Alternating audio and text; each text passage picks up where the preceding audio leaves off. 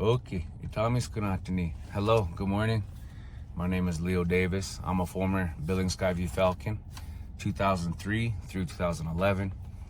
And I probably have more than 1,000 stories of Coach Ioane.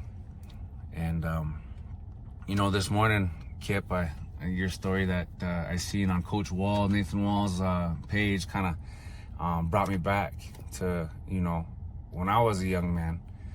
And your dad was so imperative, not only to me and my family as athletes, but he was very imperative in expressing cultural pride, that identity factor, knowing who you are, and traveling into inner space and instead of trying to navigate this outer space and this physical realm that we walk in.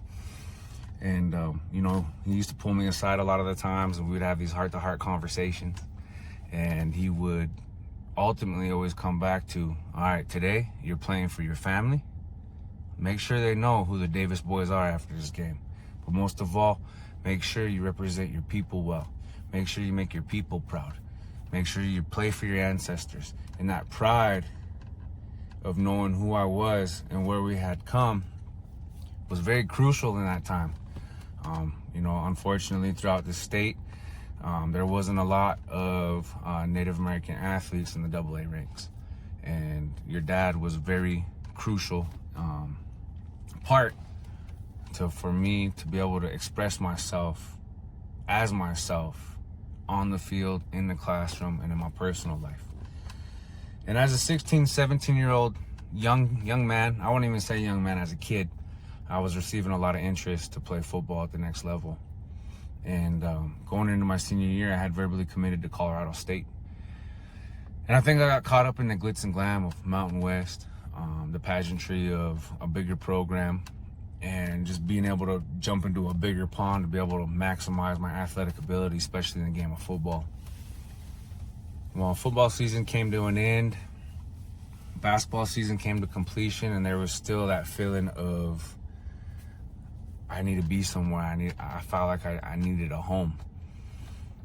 I was working out one morning, and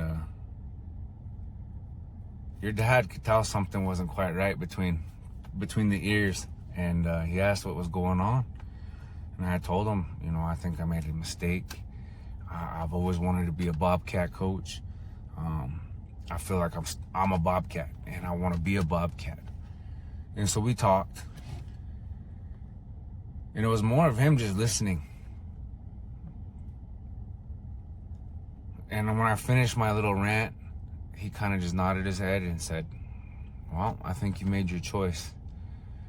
And right then and there, I left the gym, I went out to my car, and I called up Colorado State. Mick Delaney was the recruiter. And I talked to him and Sonny Lubick, and I let him know, listen, I made a mistake, I'm sorry.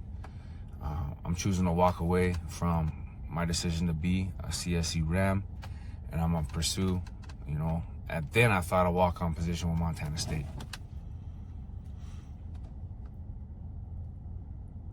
If it wasn't for the ability to be able to voice what I felt, I don't think I would have been able to make the decision I made. And it's been the best decision I've ever made in my life. And a lot of it goes to your father. I used to look up to you, Kip and Kane. I was that little kid at the courts watching you guys ball out. I was that kid, the ball boy. Coach Birch, his daughter Brittany, and I were good friends, and so I used to be a ball boy on the sidelines for football. And your dad,